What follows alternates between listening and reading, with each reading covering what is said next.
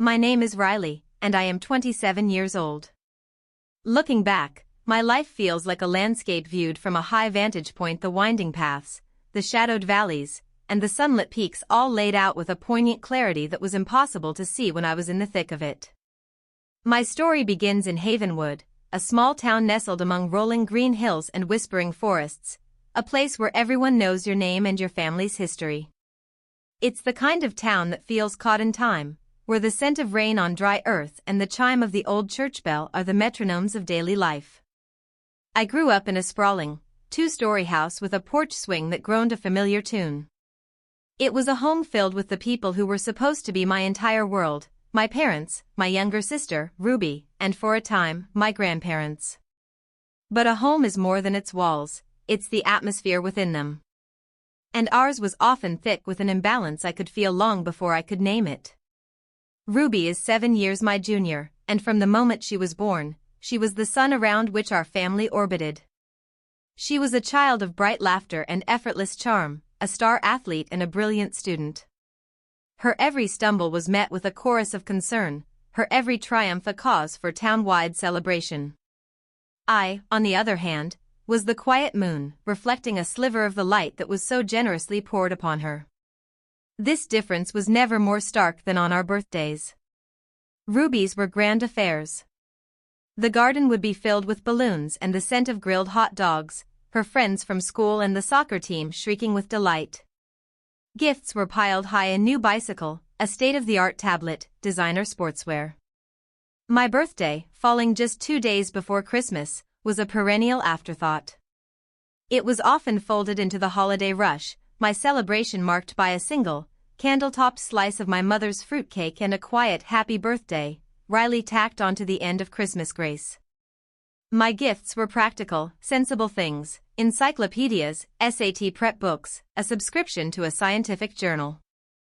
They weren't gifts for a child, they were tools meant to shape me into someone I was not, someone more like Ruby. The disparity bled into every corner of our lives. My parents were fixtures at Ruby's soccer games, their cheers the loudest in the stands. They drove her to every practice, no matter how far, their faces beaming with pride from the sidelines. I played tennis. I loved the sharp thwack of the ball against the strings, the solitary dance across the court. In my final middle school match, I played my heart out, winning the regional junior title. I remember scanning the small crowd of parents, my heart a hopeful, fluttering bird in my chest, searching for their faces. But the chairs where they should have been were empty. After the match, as I packed my racket into my bag, a quiet ache settling in my chest, Ruby appeared. She was only a little girl then, her hair in pigtails. In her small hands, she held a bouquet of wildflowers, daisies and cornflowers she'd picked from the field behind the courts. "These are for you," she whispered, her eyes wide and sincere. "You were really good, Riley." In that moment, the sting of my parents' absence softened, replaced by a wave of love for my little sister. She saw me. My grandparents saw me, too. They lived with us, their presence a warm, steadying anchor in the turbulent waters of our family. My grandmother would slip me warm cookies when my mother wasn't looking, her eyes crinkling with a secret understanding. My grandfather would take me fishing at Miller's Pond, teaching me how to be patient, how to read the subtle ripples on the water. They often tried to intervene, to smooth the rough edges of my parents' favoritism. "She's a good girl, a smart girl," I'd hear my grandmother say to my mother in a low voice. "You can't just put all your light in one basket." But their words were like stones dropped into a deep well. They made a sound, but they didn't change the water. When I was 16, they passed away within 6 months of each other, my grandfather from a sudden heart attack, my grandmother from what the doctor called a broken heart. Their absence left a cavernous hole not just in our home, but in our finances. They had been the quiet benefactors, their pensions supplementing my father's unsteady income as a real estate agent in a town with very little turnover. Suddenly, the unspoken dream of me attending a design college in a far-off city evaporated. There was no money for that. There was barely enough money for Ruby's ever-growing list of athletic gear and summer camps. So, I did what was expected. I graduated high school with a diploma and a quiet resolve. While Ruby was being scouted by prestigious universities for her academic and athletic prowess, I packed a single suitcase and took a bus to Port Blossom, a bustling coastal city 3 hours away. I found an entry-level office job at a small design firm called Petal & Pixel Designs. It wasn't glamorous, but it was a start. It was a place that smelled of coffee and possibility, where I could be around the creative energy I craved. They designed websites, mostly for women-owned small businesses, florists, bakeries, hair and nail salons. It was my first step into a world of my own making. Over time, even Ruby's small acts of solidarity began to fade. Under the constant pressure of my mother's comparisons, her defenses of me grew quieter, then ceased altogether. The wildflower bouquets were a memory from a different lifetime. My journey was my own now, a testament to the quiet strength it takes to build a life on your own terms, to find your own sun when you have always been made to feel like the moon. The first few years in Port Blossom were a blur of hard work and fierce determination. I lived in a tiny studio apartment with a window that overlooked a brick wall, but to me, it was a sanctuary. It was mine. At Petal & Pixel, I watched the designers with a hungry curiosity, absorbing everything I could. I started as an administrative assistant, answering phones and scheduling appointments, but I was eager for more.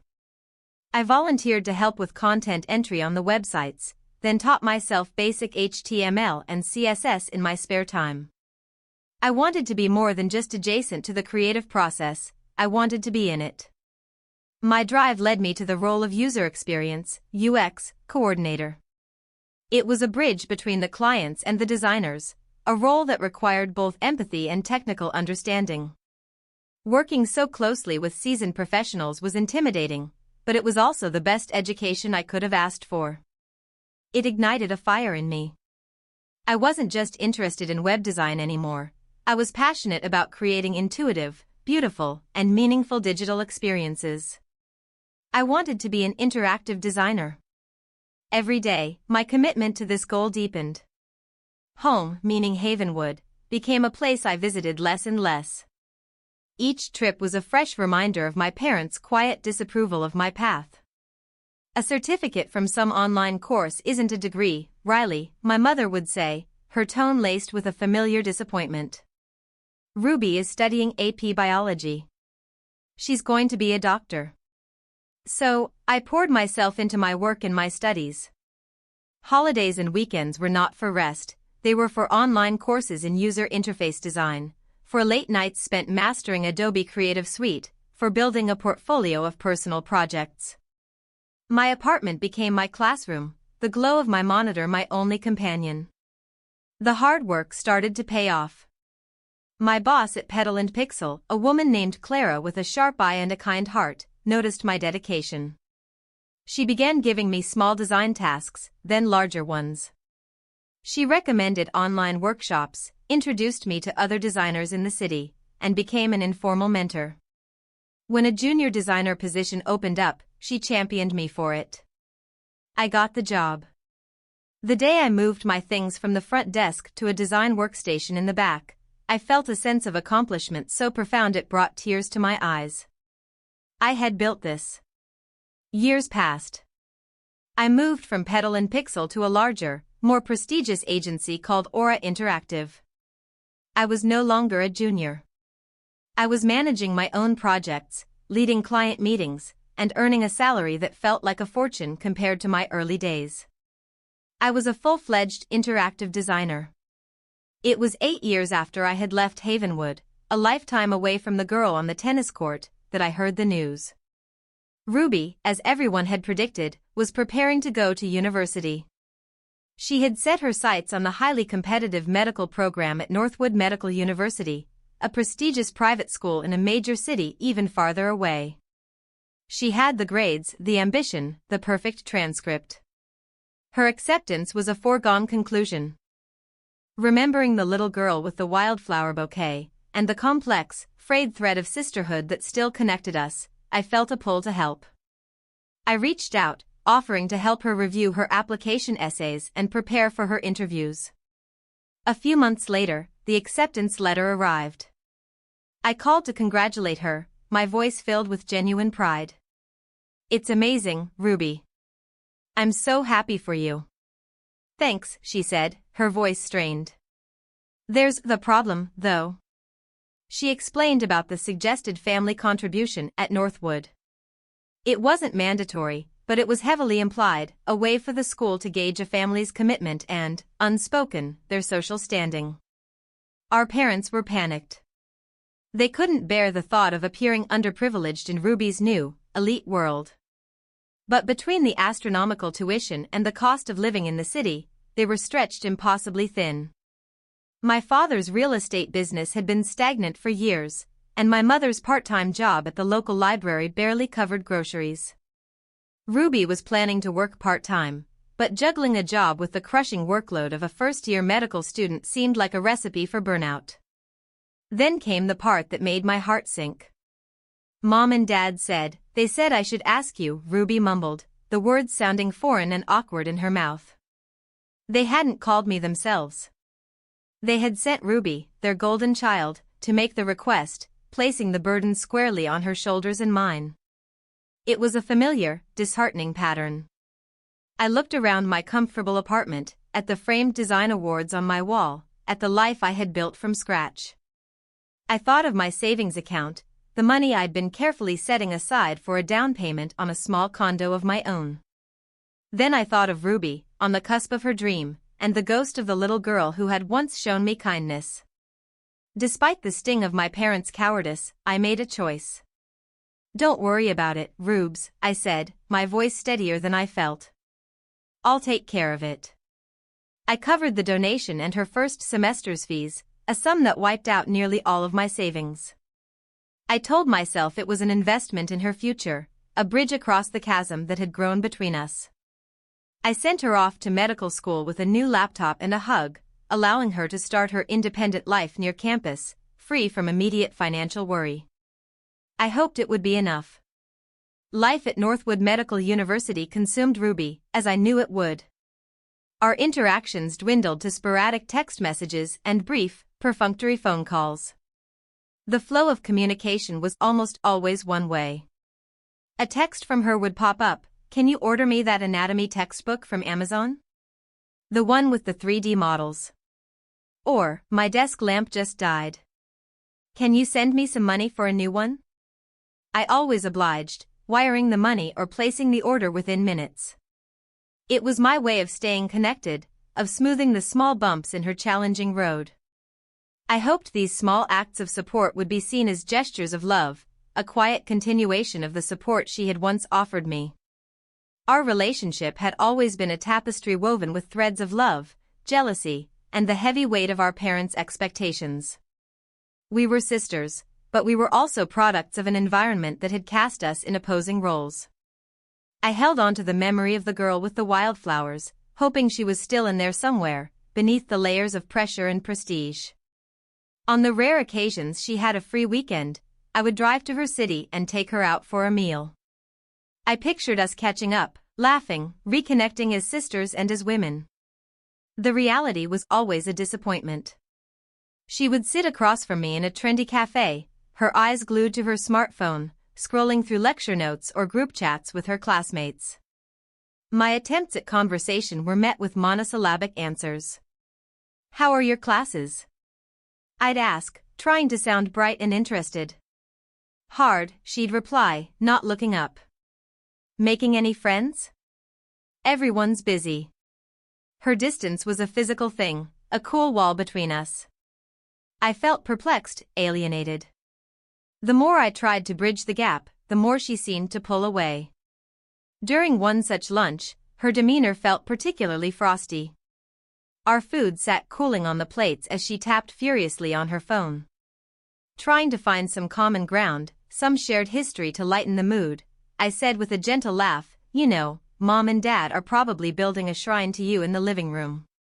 They always did think the sun rose and set with you." It was meant to be a light-hearted jab, a nod to our shared, if lopsided, past. Her reaction was anything but. She set her phone down with a sharp click and glared at me, her eyes cold. Don't even compare us, Riley, she said, her voice sharp and dismissive. My path as a medical student is incomparably more difficult and more significant than your career. She said the word career as if it were something distasteful. What you do doesn't even require a real degree. The words struck me like a physical blow, knocking the air from my lungs. Ruby, that's not fair, I started, but she cut me off. Isn't it? You learned everything you know from the internet. Mom and Dad are right. Anyone with a laptop and enough free time could do what you do. It's not the same as saving lives. It's not important. Her criticism escalated, each word a sharpened echo of the dismissive things I had heard from our parents for years. She spoke of her future as a doctor with an air of unshakable superiority, a status she seemed to believe was already conferred upon her.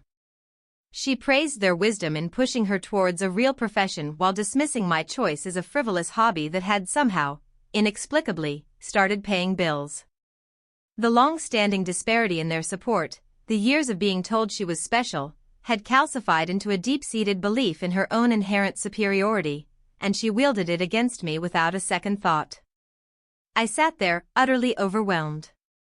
The sting of her words, the casual cruelty of her dismissal, the confirmation that she saw me exactly as our parents did, it was too much. I felt my throat tighten, my eyes begin to burn. I was speechless, heartbroken. Ruby misinterpreted my silence. A small, condescending smile touched her lips. "Oh, are you going to cry now?" she asked, her tone dripping with disdain. Without waiting for an answer, she picked up her purse, tossed a few bills on the table, not even enough to cover her half, and walked out of the restaurant, leaving me alone with the ruins of our lunch and the crushing weight of her contempt.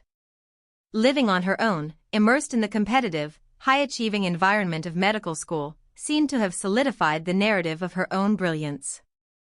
Surrounded by peers who had never known her as a little sister from Havenwood, she fully embraced the persona of the prodigy. This dynamic, this chasm between us, was thrown into sharp relief during the winter holidays when we both returned home for the first time since she had left for university. The moment I stepped through the door, it was clear this was not a celebration of a family reunited, it was the homecoming of a queen. The dining table, usually set with our simple, everyday plates, was laden with Ruby's favorite foods: a huge, sizzling steak, multiple pizzas from the town's best parlor, and a decadent chocolate cake. The air was electric with anticipation for her arrival. That evening, our house filled with people. Neighbors I hadn't seen in years, distant relatives, and a gaggle of Ruby's old high school friends all gathered to pay homage. Ruby, bathed in the glow of adoration, was in her element. She held court in the center of the living room, her voice rising above the general din.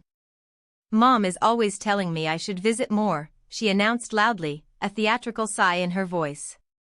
"But honestly, Northwood is just on another level. The medical program is incredibly demanding. We have group projects and clinical simulations that go all night. It's not like I can just take a weekend off to come chill at home. Everyone is constantly reaching out to me for help with their coursework. It can be quite overwhelming, you know?" I felt a familiar sense of invisibility creeping over me. Excusing myself with the pretense of helping my mother in the kitchen, I retreated. But there was no escaping her voice. It carried through the open doorway, a running commentary of her academic triumphs and the sheer importance of her existence. To our family, it might have sounded like pride.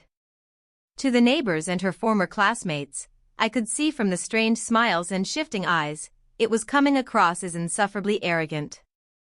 During a brief lull in her monologue, an elderly neighbor, Mrs. Gable, who had always been kind to me, turned her attention my way.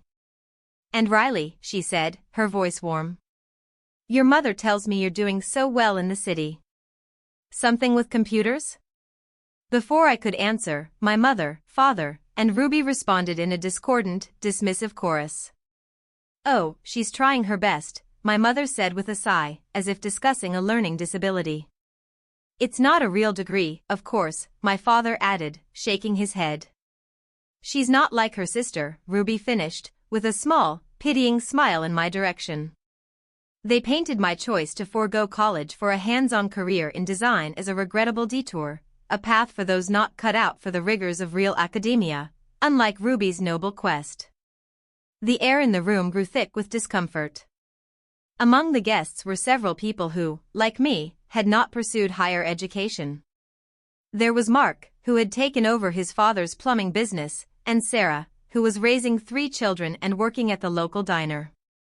They were all enjoying the party, but now they looked down at their plates, avoiding eye contact. My parents' casual belittling of my life was an implicit judgment on theirs as well. Feeling utterly alienated, a stranger in my own home, I decided to slip away quietly. I had just turned to leave when Ruby's voice, sharp and laced with malice, cut through the room. "You seem to come home quite often, Riley," she called out, ensuring everyone could hear. I turned back to see her looking directly at me, a smirk on her face. "I guess it's easy when you don't have much to be proud of. I'm thriving at a top university, so I'm not embarrassed to show my face. Maybe you're just bold because you don't really care what people think of your choices." Her words were followed by a titter of laughter from her, quickly joined by our parents. It was the final, devastating blow. The cruelty was so blatant, so public. In that moment, something inside me snapped. The years of quiet hurt, of trying to be seen, of making excuses for them, it all shattered. My voice, when it came out, was cold and clear. "Understood," I said, my gaze locking with hers. "Don't expect me next year." My hands were shaking. I was holding a tray of empty glasses I had been clearing. Without thinking, I let it drop. It clattered to the floor, the sound silencing the room. I didn't wait to see the reaction. I turned on my heel, walked to the hall closet, and pulled on my coat. I grabbed my bag from the entryway, all under the stunned, concerned eyes of our relatives and neighbors.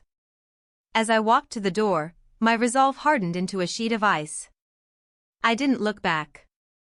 I didn't need to. The feeling of indifference that washed over me was absolute. Their dismissive, cheerful waves as I'd left for Port Blossom all those years ago echoed in my mind. "Don't come back," they had seemed to say then. Now, I was finally granting their unspoken wish. The walk to the train station was cold, the winter air biting at my cheeks. But I barely felt it. I was burning from the inside out with a righteous anger that was as clarifying as it was painful. Returning home had always been an emotional tax, a price I paid to maintain the fiction of a family. I had used my career as a shield, a justification for my distance. But as I advanced in my profession, as I built a life and an identity entirely separate from them, that distance had become a necessity, not a choice. The familial ties, though strained, had been a tether I was hesitant to cut completely. Not anymore.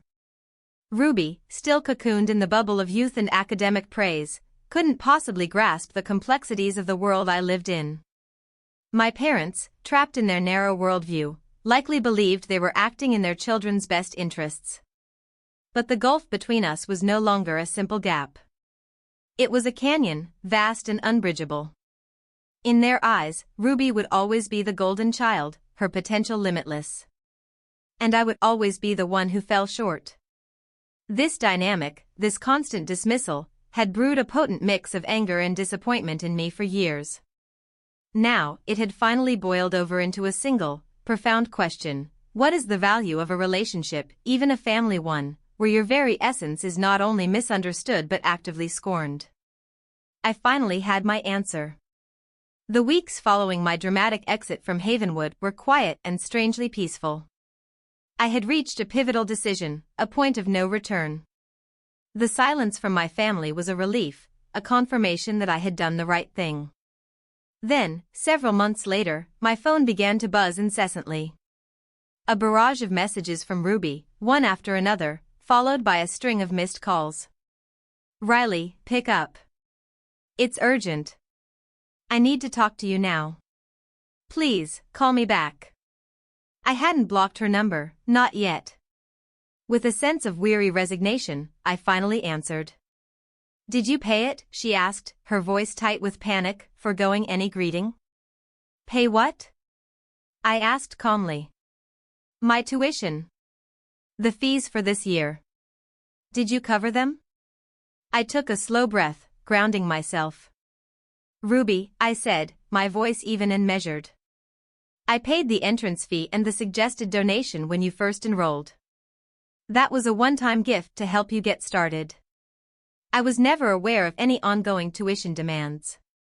The truth was, I had depleted almost my entire savings for that initial payment. Since then, I had been diligently rebuilding my finances, focusing on my own future. I had no information, and no intention, of covering her subsequent fees. There was a long silence on the other end of the line. I could almost hear the frantic whirring of her thoughts as she grappled with the reality of the situation. But Mom and Dad said you would, she finally stammered. Mom and Dad haven't spoken to me in months, Ruby. And I haven't spoken to them. The end of that year brought more of the same. The audacity of it was breathtaking. After the public humiliation, after being implicitly told I was a disappointment not worthy of respect, they still had the nerve to expect me to finance Ruby's education. Had they truly believed they could afford a private, out-of-state medical school on their own? Or had they simply assumed my role in the family was now that of a walking, breathing ATM? Ruby later admitted in a rambling, desperate voicemail that while our parents had managed to scrape together her living expenses through a small loan from an uncle, they had completely failed to save for her tuition. They had simply spent the money, frivolously, on non-essentials, always assuming I would be their safety net. They knew I was doing well. My career at Aura Interactive had taken off, and my salary had increased significantly. With minimal personal expenses and a disciplined savings habit, my bank account had become robust again. They were aware of this, and they had built their entire plan around my success, a success they simultaneously belittled and sought to exploit. But I would not yield. Days after Ruby's call, my parents began calling, their messages shifting from demanding to reproachful. You're being selfish, Riley. This is your sister's future you're ruining. Their words only strengthened my resolve. I felt like a stranger to them, my only value measured in dollars and cents. There was no apology, no attempt at sincere dialogue, no acknowledgement of the deep hurt they had caused. Their persistent disregard for my feelings cemented my decision. I would no longer enable their expectations. The final communication came in the form of a long, pleading voicemail from Ruby. I listened to it once, a knot tightening in my stomach. She begged me to help with her tuition, warning that without my assistance, she would be expelled. She mentioned the scholarships she'd applied for and the part-time cafe job she was working, but claimed it wasn't nearly enough. Her message was a masterclass in self-interest. There was no remorse, no apology for her past behavior. Instead, she even had the gall to suggest she could mediate with our parents on my behalf if I felt unwelcome at home, as if she were a diplomat negotiating a treaty and not the primary cause of the conflict. I saved the voicemail to a separate file on my computer, a cold, hard piece of evidence of the transaction my family relationship had become. Then, I systematically deleted every other message, every photo, every trace of them from my phone. I composed a final, brief text message, I wish you the best, Ruby, but my support has ended. My decision is final. Then, I blocked her number. I blocked my parents' numbers. I blocked their email addresses. Family or not, I could no longer tolerate the condescension, the manipulation, the utter lack of love. With a few taps on a screen, I severed the ties completely. It was not an act of anger, but of self-preservation. It was the beginning of a fresh, clean start. Life moves on, with or without the people you leave behind. I learned about the fallout in Havenwood through snippets of information from a distant cousin, the only relative who seemed to understand my position. She told me that Ruby had managed to scrape together her second year's tuition through a combination of merit scholarships and loans from other relatives, who were swayed by her desperate pleas. But it wasn't enough. Without my support for her living expenses, the pressure became immense. The grueling workload of her medical studies, combined with the long hours of her part-time job, overwhelmed her. 2 months into her second year, she dropped out. My parents, who had once boasted about their daughter at Northwood, were now forced to take their defeated child back into the house in Havenwood. The dream was over. Despite her academic potential, the lack of funds and more pointedly, the lack of my funds had made her education impossible. My cousin painted a grim picture of life back home. Ruby, stripped of her prestigious identity, retreated into herself, spending her days playing video games, her nights filled with frustration that often erupted into bitter arguments with our parents. I saw my parents once, by chance, when I had to drive through a neighboring town for a work conference. They were coming out of a grocery store, and I almost didn't recognize them. They looked tired, worn down, the lines on their faces etched deeper with worry and defeat.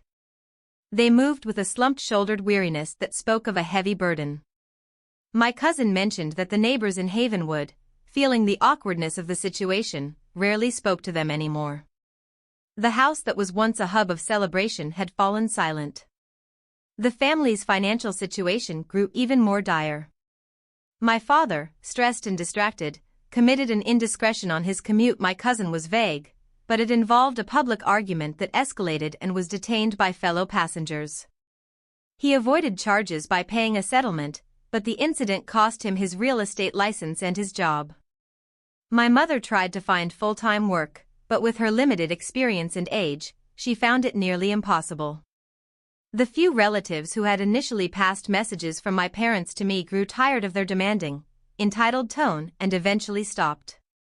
My cousin's last update was a simple, kind one: "Don't worry about them, Riley. We've told them to stop asking. You just live your life." And that is what I have done. I have poured my energy not into looking back, but into building forward. My career in design continues to flourish. I was recently selected to lead a major project for an international nonprofit, an opportunity that will not only challenge me creatively but also elevate my professional reputation in ways I'd only dreamed of. Motivated by this new sense of purpose and confidence, I've started preparing for university entrance exams myself. Not for a design degree. I've built that expertise with my own 2 hands, but for a degree in business management. I want to understand the language of boardrooms, the strategies behind successful enterprises. Perhaps one day, I'll start my own agency. As I face these new challenges, I am filled not with apprehension, but with a quiet, thrilling excitement for what the future holds. My life is my own, shaped by my choices, my resilience, and my unwavering belief in my own worth. Meanwhile, back in Havenwood, without the support of a community they alienated and a daughter they discarded, my father and Ruby's situation seems to grow more difficult by the day. Their story is a quiet, local tragedy. But it is no longer my story to carry. I have found my own light, and it is more than enough to illuminate my path forward.